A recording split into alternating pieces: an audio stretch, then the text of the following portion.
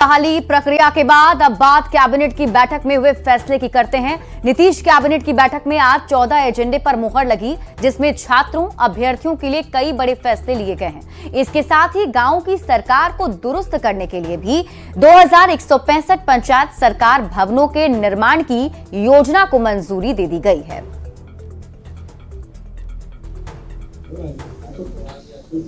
नमस्कार। आज मंत्रिपरिषद में 14 एजेंडों पर स्वीकृति प्राप्त है। 14 एजेंडा। सबसे बड़ी योजना जो स्वीकृत हुई है वह है पंचायत सरकार भवनों के निर्माण के लिए। राज्य में 2165 पंचायत सरकार भवन निर्माण किए जाएंगे, जिसमें बाढ़ प्रभावित क्षेत्र में 1082 और सामान्य क्षेत्र में 1083। तो आपके 2165 पंचायत सरकार भवन निर्माण किए जाएंगे। इसमें 6010 करोड़ 10,48,000 रुपए 6,010 करोड़ का इस पर व्यय होगा। 6000। मुख्यमंत्री नीतीश कुमार की अध्यक्षता में आज बिहार कैबिनेट की बैठक संपन्न हुई। इस बैठक में कुल 14 एजेंडों पर मुहर लगी है। पटना के मुख्य सचिवालय स्थित मंत्रिमंडल सचिवालय कक्ष में जो बैठक आयोजित हुई है, उसमें जो सबसे महत्वपूर्ण फैसला है वो ये है कि बिहार सरकार ने नए 2165 पंचायत भवन बनाने का फैसला लिया है। बाढ़ प्रभावित क्षेत्रों में 1083 और सामान्य क्षेत्रों में 1082 पंचायत भवन बनेंगे और इस पर कुल 10,38,000 से अधिक की राशि स्वीकृत की गई है।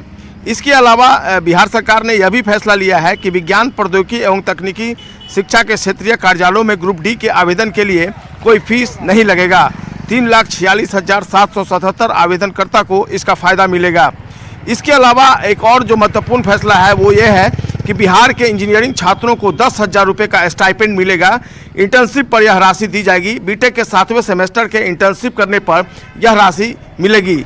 बिहार सरकार इसके लिए नई पॉलिसी ला रही है। इसके अलावा एनआईटी पटना में इंक्यूबेशन सेंटर भवन बनेगा। B+G+4 स्टोरी बिल्डिंग बनेगा।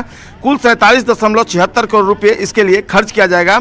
वित्तीय वर्ष 2024-25 में इसके लिए स्वीकृति दी गई है।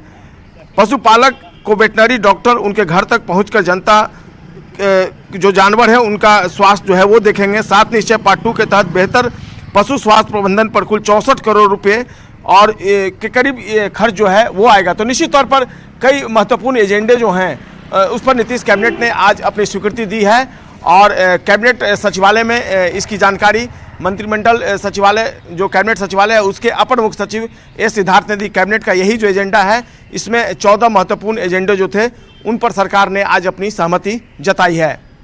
कैमरा पर्सन मनीजू नेजा के साथ संजय कुमार, न्यूज़ 18 पटना। बिहार में एनडीए सरकार बनने के बाद पहली बार नीतीश कुमार और प्रधानमंत्री नरेंद्र मोदी की मुलाकात होने वाली है। इस मुलाकात पर सबकी निगाहें टिकी हुई हैं। वैसे तो इसे अनौपचारिक मुलाकात बताया जा रहा है, पर खबर है कि नीतीश कुमार इस मुलाकात के दौरान बिहार को विशेष राज्य के दर्जे या फिर विशेष पैकेज की मांग कर सकते हैं। सीएम और पीएम की मुलाकात को लेकर बिहार के डिप्टी सीएम और वित्त मंत्री सम्राट चौधरी भी काफी उत्साहित हैं। इस मुलाकात पर उनसे बात की हमारे संवाददाता आनंद अमृतराज ने। मुलाकात प्रधानमंत्री से होगी, बेहद महत्वपूर्ण माना जा रहा है और खासकर तब जब अब चुनावी साल है और इसके पहले जेडीयू ने कई मांगे रखी। इसको आप कैसे देखते हैं? देखिए, स्वाभाविक है, नया गठबंधन बना है और लंबे समय से नरेंद्र मोदी जी और नीतीश कुमार जी साथ में काम कर रहे हैं देश में, इसलिए यह स्वाभाविक है बिहार के विकास के लिए, बिहार को आगे बढ़ाने के लिए बैठक होगी। तो इस मुलाकात में चर्चा ये भी है कि बिहार को कई मांगे लेकर बिहार की तरफ से जा सकते हैं मुख्यमंत्री, और आप चूंकि आप लोग सत्ता में भी आ गए हैं, इसके पहले भी मांग तो लगातार प्रधानमंत्री जी पूरा कर रहे हैं। आप सोचिए कि जिस प्रदेश में लगभग 75% से अधिक बजट में भारत सरकार, नरेंद्र मोदी जी की सरकार मदद कर रही है, बिहार के विकास के लिए बहुत आगे काम किया जा रहा है। आज क्या परिस्थिति है, क्योंकि आज राष्ट्रीय स्तर पर प्रधानमंत्री जी इतनी अधिक राशि सभी राज्यों को दे रहे हैं, इसकी जरूरत पड़ेगी तो जरूर प्रधानमंत्री जी विचार करेंगे। क्योंकि सर आप एक आखिरी सवाल है कि आप बिहार के वित्त मंत्री भी हैं और बिहार एक पिछड़ा राज्य माना जाता है। आपके सामने एक बड़ी चुनौती होगी बिहार को आगे बढ़ाने की। तो क्या आपको लगता है कि क्या कुछ विशेष बिहार को अब मिलना चाहिए, क्योंकि अब बीजेपी नेता से ज्यादा आप डिप्टी सीएम बिहार के हो गए और वित्त मंत्री भी? नहीं, एकदम बिहार के विकास में नीतीश कुमार जी के साथ जो अधूरे सपने उसको पूरा किया जाएगा। तो ये थे हमारे साथ बिहार के डिप्टी सीएम सम्राट चौधरी। कैमरामैन सुबोध के साथ आनंद अमृतराज, न्यूज 18 नेटवर्क, पटना। वहीं जेडीयू नेता मदन सहनी भी पीएम मोदी और सीएम नीतीश कुमार की मुलाकात को महत्वपूर्ण बता रहे हैं। उन्होंने कहा कि ये मुलाकात बिहार में गरीबी को दूर करने के लिए काफी महत्वपूर्ण हो सकती है।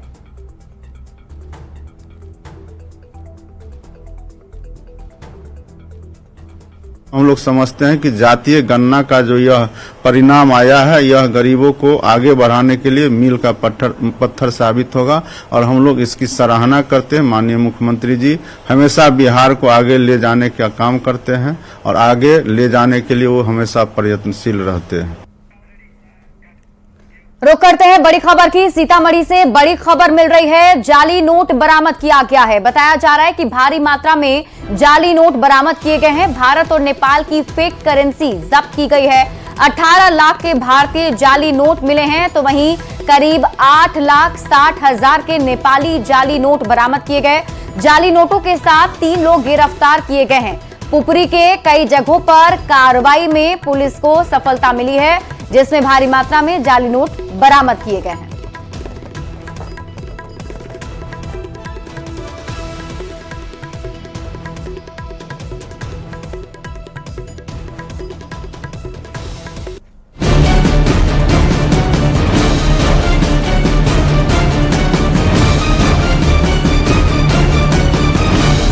अभी तो खेल शुरू हुआ है, खेल बाकी है। और बिहार में 28 जनवरी को जेडीयू और बीजेपी का गठबंधन हुआ। करीब 17 महीने बाद एक बार फिर से बिहार में एनडीए की सरकार बनी और अब 12 फरवरी को सरकार का फ्लोर टेस्ट होना है, जिसमें मुख्यमंत्री नीतीश कुमार को बहुमत साबित करना है। लेकिन इससे पहले ही आरजेडी की तरफ से खेले जाने की बात कही जा रही है। लेकिन आंकड़ों के गणित में एनडीए के पास स्पष्ट बहुमत है। तेजस्वी यादव का महागठबंधन बहुमत से काफी दूर है। नीतीश कुमार ने बीजेपी और हम विधायकों के साथ 128 विधायकों का समर्थन पत्र राज्यपाल को सौंपा है। बहुमत के लिए 122 के आंकड़े से 6 अधिक नीतीश कुमार के पास है। अब सवाल उठता है कि तेजस्वी यादव आखिर किस खेल की बात कर रहे हैं और एनडीए के साथ कैसे खेला होगा। सवाल यह भी है कि कांग्रेस को टूट का डर क्यों सता रहा है। बिहार में आखिर टूट की चर्चा क्यों हो रही है।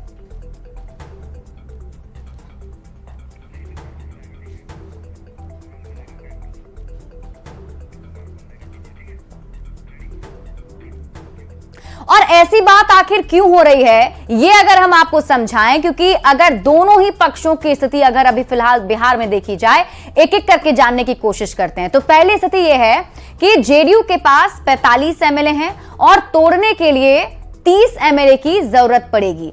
और ये देखिए, जिस हिसाब से हम आपको बता रहे हैं, वही दूसरी स्थिति है कि बीजेपी के पास जो है वो 78 एमएलए हैं और अगर तोड़ना होगा तो उसके 3/3 जो है वो तोड़ना है। और इसके साथ ही चौथी स्थिति है कि बीजेपी को हारी हुई बाजी जीतने वाली पार्टी मानी जाती रही है। बीजेपी जहां हार भी जाती है वहां भी वो जीत जाती है। तो ऐसे में बीजेपी के अंदर टूट कैसे होगा, ये बड़ा सवाल बना हुआ है। उसके साथ ही देखिए, जैसा कि हम आपको बता रहे हैं, विधायकों की संख्या एक एक पार्टी के पास, और अगर उन्हें तोड़ना हो तो कितनी संख्या होनी चाहिए। तो उस हिसाब से अगर हम देखें तो बीजेपी के पास 78 एमएलए हैं, तोड़ने के लिए 52 विधायकों की जरूरत पड़ेगी। तीसरी स्थिति यह भी है कि किसी भी पार्टी में अगर टूट हुई तो व्हिप का उल्लंघन माना जाएगा, विधायकों की सदस्यता चली जाएगी। क्या विधायक ये रिस्क ले सकते हैं? चौथी स्थिति यह है कि बीजेपी को हारी हुई बाजी जीतने वाली पार्टी मानी जाती है। तो पांचवी स्थिति यह है कि कांग्रेस को टूट का डर सता रहा है और इसलिए हैदराबाद में सभी विधायक शिफ्ट किए गए हैं।